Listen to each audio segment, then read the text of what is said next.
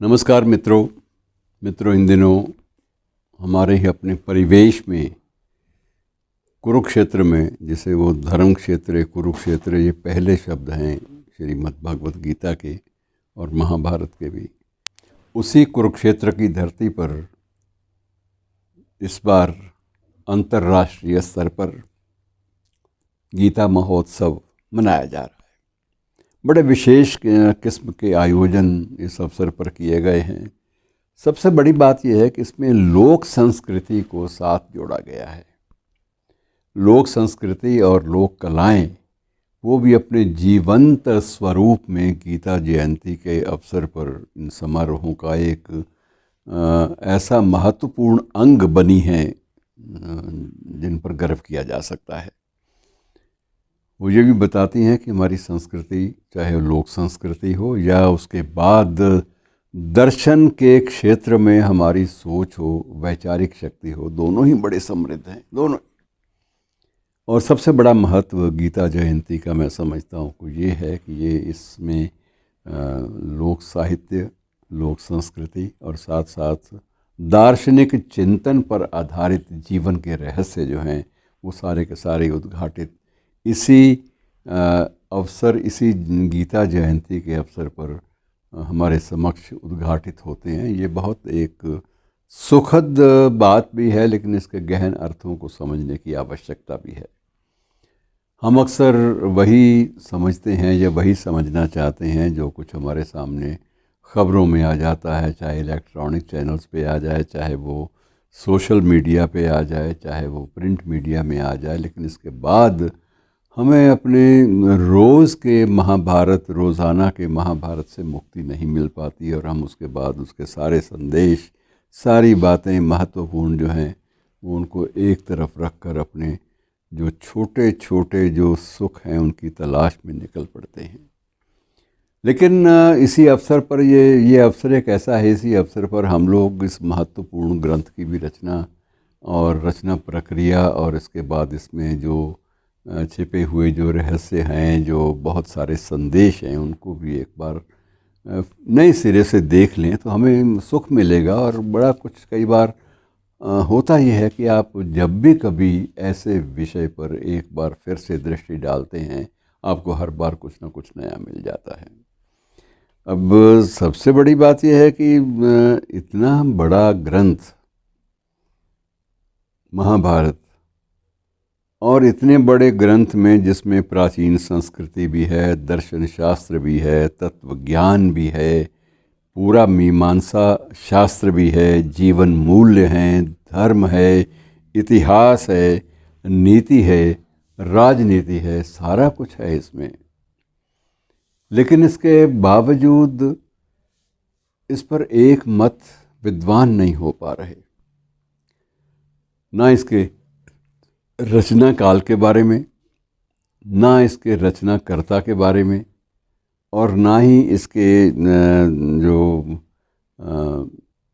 घटनाक्रम है उसके वैज्ञानिक परिप्रेक्ष्य के बारे में एक मत अभी तक विद्वान नहीं हो पाए। ये बड़ी आश्चर्य की बात है।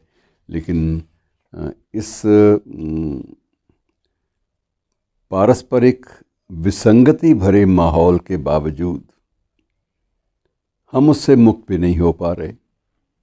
उसको अलग से हम ये कहकर अलग से नहीं रख पा रहे, एक तरफ नहीं सरका पा रहे कि ये तो जिसके बारे में पता ही नहीं है उस ग्रंथ के बारे में चर्चा काहे को करनी, ये भी संभव नहीं है। और एक तरफ इसे श्रीमद् भगवत गीता, जो कि इसका एक अंश है महाभारत के ग्रंथ का, उसके कारण से इसको विशेष महत्व, विशिष्ट महत्व जीवन में दिया जाता है। लेकिन दूसरी तरफ ये भी है कि जनश्रुतियाँ आपको बार बार सावधान भी करती हैं कि इस महाभारत नाम के ग्रंथ को घर में ना रखो। अब ये दोनों कितनी बड़ी एक विरोधाभास हैं कि एक तरफ आप श्रीमद् भगवत गीता पर आधारित जीवन के संदेश का मर्म जानना चाहते हैं और उस पर आप घंटों बोल भी सकते हैं, घंटों सुन भी सकते हैं, आप बहुत कुछ और घंटों मनन भी कर सकते हैं। लेकिन इसके बावजूद जो किंवदंतियाँ हैं वो हमें चेतावनी देती हैं पुरानी कहावतें भी यही हैं, बुज़ुर्गों का भी यही कहना है कि इस ग्रंथ को घर में ना रखो। अब ये जो रहस्य है ये स्पष्ट नहीं हो पा रहा। कई बार कुछ विद्वानों से पूछा भी गया कि यह बात आप बार बार क्यों कही जाती है, लोक संस्कृति का हिस्सा बन गई है कि इस ग्रंथ को घर में नहीं रखना चाहिए।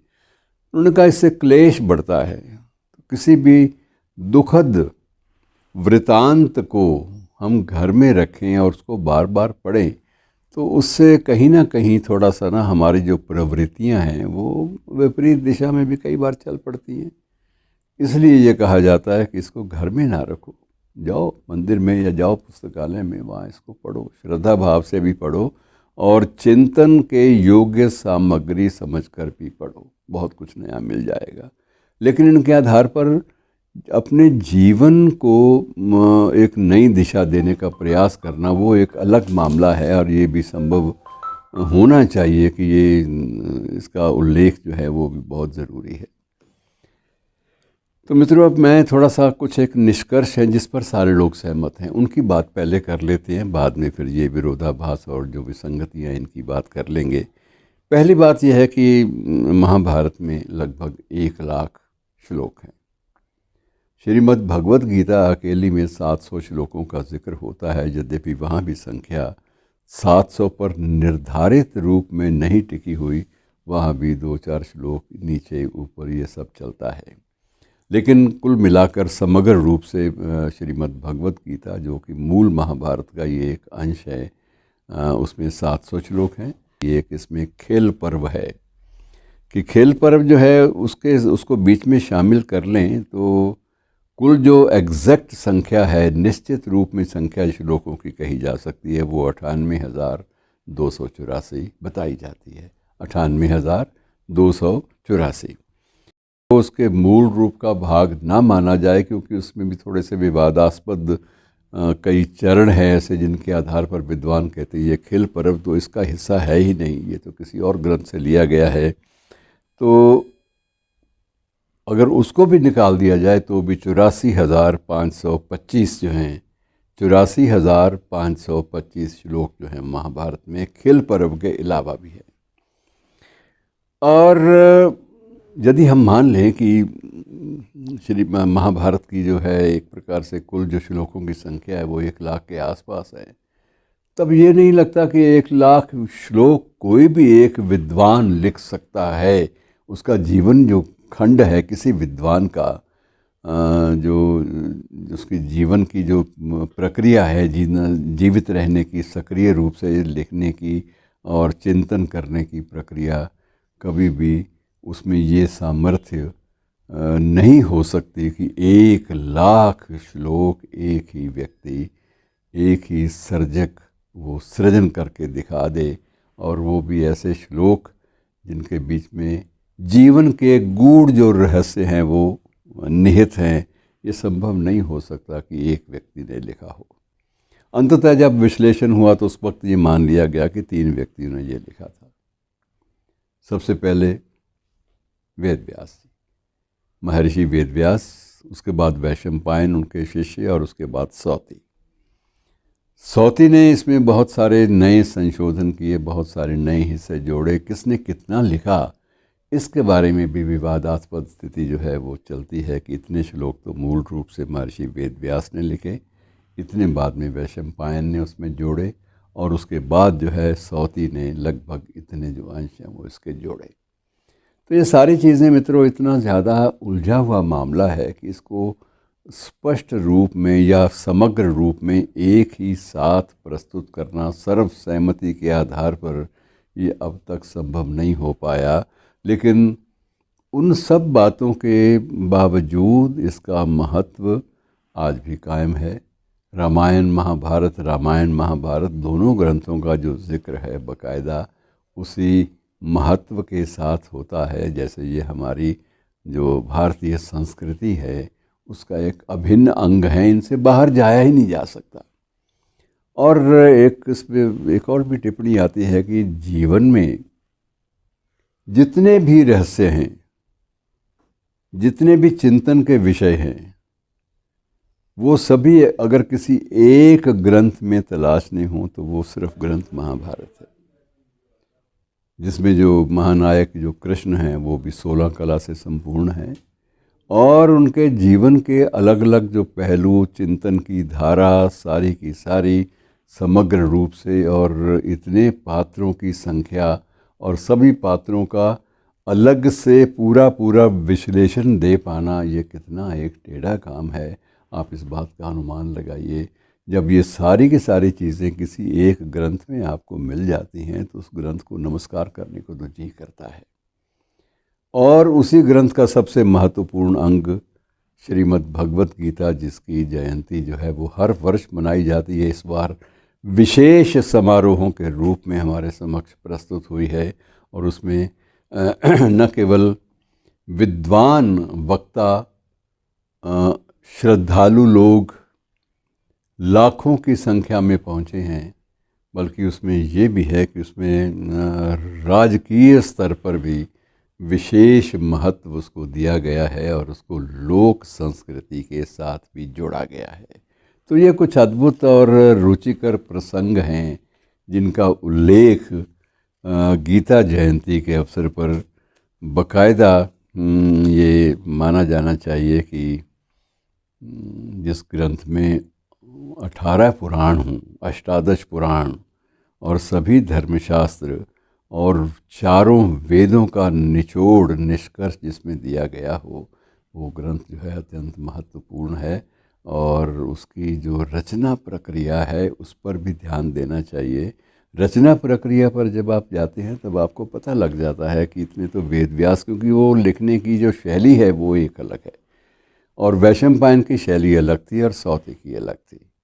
ऐसा लगता ही नहीं है कि वेद व्यास वाले अंशों में, महर्षि वेद व्यास वाले उनके द्वारा रचित अंशों में सौती ने कुछ संशोधन या कुछ नई बात डाली हो।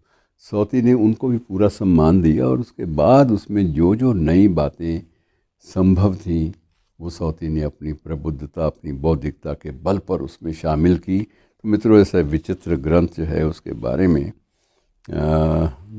जितना भी विचार मनन जितना भी हो जाए वो नाकाफ़ी सिद्ध होगा, क्योंकि अब तक हमें महाभारत के सही समय का भी पूरा एक मत वाला निष्कर्ष हमारे पास नहीं है। श्री कृष्ण की अस्तित्व का, श्री कृष्ण के जो जीवन यात्रा, जीवन सोपान कब से आरंभ होता है, इस बात पर भी सर्वसहमत एक निष्कर्ष हमारे पास नहीं है। श्रीमद् भगवत गीता जो कि इस महाभारत का एक भाग है, एक अंश है, ये क्या किसी एक ही विद्वान द्वारा रची गई या बाद में महाभारत में जोड़ी गई, इस पर भी सर्वसहमत कोई निष्कर्ष हमारे पास नहीं है। और ऐसा नहीं है कि ये चीज़ें कहीं भी हाशिए पर सरका देने के योग्य हों। चर्चा बाकायदा बौद्धिक स्तर पर होनी ही चाहिए और ये मांग करती है कि इसमें जितना भी शोध संभव हो किए जाओ। जीवन के बहुत सारे निष्कर्ष इस मंथन से उपज कर आपके सामने आएंगे, आपके जीवन का हिस्सा बन जाएंगे। धन्यवाद।